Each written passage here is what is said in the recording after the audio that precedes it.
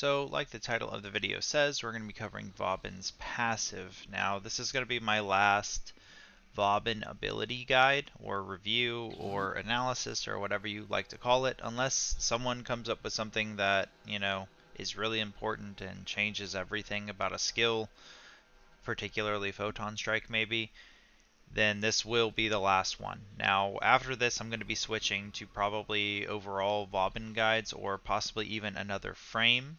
So if you guys have any sort of preference to which or something specific, leave it in the comment section below. So let's go ahead and get into what his passive is. Now, a lot of you are probably thinking it's his passive. This is really basic. Why even do a video about it? Well, there is a little bit to know about this passive, and it makes him extremely strong at something he was already pretty good at. So we'll get into that in a minute, but let's go ahead and read what it is. You deal 25% extra damage to incapacitated enemies. Now, there is a small caveat to this. I do not know what other Warframe abilities affect this. I just know what kind of affects it for Vauban.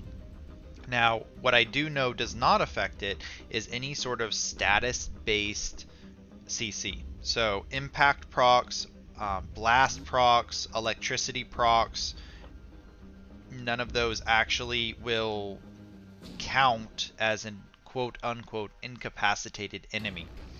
What does count? What do we know definitely counts? Well, Tesla Nervos counts for the enemy that it is attached to. So Tesla Nervos rolls around. If you haven't seen my other videos or other people's videos or read the wiki or anything, Tesla Nervos attaches to an enemy and then it releases a pulse. That pulse deals pretty regularly shock procs around it, so it stuns enemies nearby. Now, that AoE stun does not count for his passive.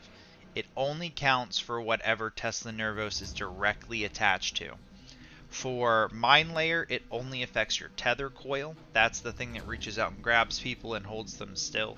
So his passive only affects tether coil here. Photon Strike, it does not natively affect Photon Strike. You have to apply it via some other CC. Bastille and Vortex are true, but they have caveats. So for Bastille, if an enemy is inside Bastille, it does not affect them unless they're being lifted. So they must be lifted by Bastille in order for the passive to take effect. For Vortex, they have to be pulled. So if an enemy is immune to being pulled or something, they will not be affected. So now that we kind of have its base function, let's talk about how to scale it.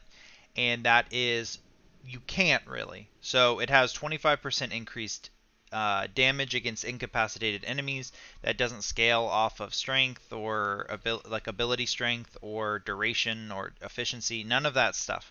So there's no way to mod for this in your Warframe. However, there is a way to scale it, and this is the real reason why I'm making the video. What we're going to do is we're going to take a Noggin Talk out, and we're going to take it out just completely blank. Let me respawn these enemies just to be sure. And I'm just going to shoot him in the head, and we're going to see what the slash damage procs as. So let's go ahead and hit him, let him settle down. So we're seeing 111s pop off of him, right? You see those 111s? Alright. So now what I'm going to do is I'm going to come over here. Let me reload real quick. I'm going to hit him with my Tesla Nervos, and he's going to get stunned. So I'm going to hit him again. Now that was a crit. That says 800. Don't worry about that. Don't worry about that. Let's try to get another one in before it ends. There we go. 174 is what we're seeing. 174. Now we also see it jumps down to 139 in those last few seconds. So let's see it again.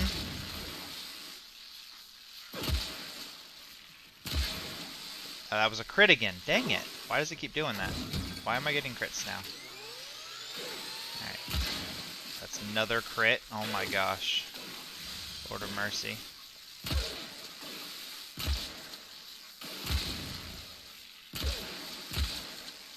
There we go, 174s, and then we'll see it drop to 139 again after it ends. No, there wasn't enough time. All right, so the first question you have to ask yourself is, what is the 139 and what is the 170, the 174? So if we actually take a Nagantaka and we throw on a Bane of the Grenier mod, now this one is not fully leveled, keep that in mind, it's only 25%, and we come over here and we hit an enemy with it. So I'm going to hit the same guy. Now, no CC, keep in mind. Oh, and you're going to flinch all the way over there. Okay. Oh my, I hate him. Oh gosh, I wish they would just stay still. These freaking impact procs on a bow skill. Feels good. Alright, we're seeing that 174 again. Now, if you guys know anything about statuses and the Bane mods, you'll know that Bane mods actually double dip. So if we take a look over here, I'm going to bring a spreadsheet, and I apologize if you guys don't like spreadsheets, but if you've been on my channel for any amount of time, then you probably knew this was coming, right? I'm going to go ahead and bring this over here. If we have a base bleed of 111 on the Nagantaka, if we multiply that by 1.25, we end up here at the 139 that we saw when our little robot ended, right? But while the robot was on him, we had 174. Now, what is this number? Well, the 174 is basically this 111 times 1.25 and then times 1.25 again. So that gives us the 174. So what that means is Vauban's passive actually double dips on enemies, and the way in which it does so is pretty interesting. So we saw that while the robot was on, and we had proc to bleed while the robot was on, our bleed is 174, right? So our bleed was 174. When the robot ended, it dealt 139. That's our 139 right here. So let's go ahead and bring it back again. And what we're going to do this time is we're going to do it kind of in the opposite order. I'm going to apply a slash. I'm going to attempt to apply a slash. There we go. 170. Oh, this is with the Bane mod on. I apologize. Let me go ahead and take that back off. And I apologize again if you guys don't like spreadsheets or the testing, but this is sort of what my channel's about. So, yeah, we get into the nitty gritty around here, even with passives. So let's go ahead and proc another slash. So we have 111. Now I'm going to hit him, and hopefully we get it in time. See, that number jumped up to 139. So what we find out is our passive is actually applying to the damage being received, both when a slash is proccing and when a slash is ticking. So every time that slash ticks, it'll get that 25% again. So it works a little differently than our traditional Bane mods and the like, where it double dips, just because of the nature of how the game calculates everything. But with this, we can see that we know as a fact that our status chances, or not our status chances, our status damages are going to be double dipping into Vauban's passive. Now, let's go ahead and throw a Bane mod on, and we're going to do the exact same testing. Now, this is a 25%, so it's not as strong as it could be. But let's go ahead and hit an enemy with it. We should see that 174 if we get a proc. Please. There we go. So 174. We're going to hit him with the CC, and it's going to jump up to 217, right? So 217, remember that number. And we're going to wait for that to end real quick. So let's go ahead and just write down 217. And then we're going to hit him with a CC first and apply a bleed with the Bane mod on. There we go. And we're seeing 270s. 270s. So let's go ahead and bring up our spreadsheet again. So 217 is that 138, is that 174. So we'll do 174 times 1.25. So that's our 217, right? So what we're also finding out about this is that it stacks multiplicatively with our Bane mods. So when in fact this is a 25% increase, it's actually not. For statuses, it's a 56% increase in damage. So when we apply really almost anything like that, we have our 174s, right? We got the 25% and the 25% from Bane. It's basically as if we had taken 111, right? And then we did 1.25 times 1.25 times 1.25 times 1.25, I believe. Yeah, 270. So instead of being a 25% bonus once with each, it's actually twice with each, which is 4 times. That becomes absolutely crazy in scaling when we don't have a completely naked weapon on. Now, when is this going to be effective is the next question.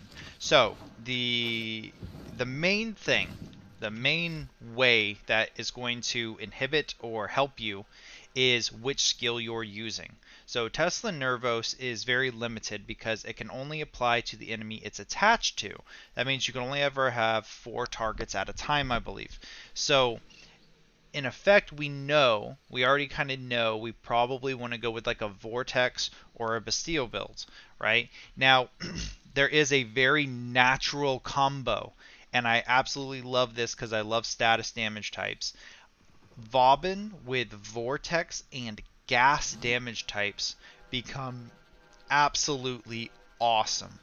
And to show you kind of what I mean, let me find like a decent gas weapon real quick. I could use Mutilus Cernos. I could use my Quellor. I have a lot of weapons sort of modded for gas. Let's use an Astilla. Let me make sure it's a gas build. So we have, yeah, this is basically, I'll just remove that entirely so we won't have a cleanse. I don't have the prime cleanse mods yet. So we've got all that. This is basically slash and gas. So puncture is the only thing that isn't great, but again, puncture is a pretty okay damage type, so it's not hugely important we remove it. But let's go ahead and take Astilla, and what we're gonna do is I'm gonna kill all these enemies, and then I'm gonna vortex them together, and we're just gonna kind of see the damage that we can stack up just with our passive, and that multiplicative increase is just absolutely crazy. And this is gas on level 120 heavy gunners. If we had a cleanse mod on top of this, one burst would have killed them all. So if I hit these guys, I'm not even going to hit them in the head, because that is one thing with a Vortex build, you're not going to be able to hit them in the head. But yeah, you're going to see 29s, stuff like that. That's the main thing. You're going to see 1729s. Now it jumps to 36 right when we CC him. And then we hit him with this, and we're seeing 63s. So yeah, this is enormously powerful for any gas weapon. If you like gas weapons, Vauban is going to be insanely strong with them. With his passive, he's going to be dealing 56% more damage with them. On top of that, you're going to be constantly CCing and grouping enemies into your gas procs. So like normally, gas kind of leaves behind, a cloud that enemies may or may not walk into. With Vauban, you're going to vortex them together, and they're in the clouds. Now, one final caveat, and this is more as to how to build like an actual build for Vauban as opposed to the passive, but because we're kind of touching on why the passive is so strong, you're either going to want weapons that have innate explosions, like the Astilla. When you shoot it, it actually explodes. It'll hit every single enemy, and it'll proc gas on all of them. This is true of a lot of weapons. You have weapons like Archiplasmor that do this, Exceltra that do this, Amprex kind of jumps around, so it kind of does that. Also, any weapons that naturally benefit from Shred, and punch through. So if a weapon has punch through, it can hit multiple enemies, proc gas multiple times, and all of them, you won't even be double dipping anymore. You'll be, I don't even know, 10 times dipping, 20 times dipping, because when you hit 10 enemies with a gas proc and all of them proc gas, they're now all sitting in the gas, right? And on top of that, if your gases are hitting 56% harder, and then you have your primed Bane mods, and those are hitting like, I don't even know how much harder, like, I think they're like 2 times harder, and this is all multiplying with each other. It just makes it to where Vauban is so good at gas and to a lesser degree slash damage types. So that's really all I have for this video. If I miss anything, guys, please let me know in the comment section below. But I'll see you guys in the next one.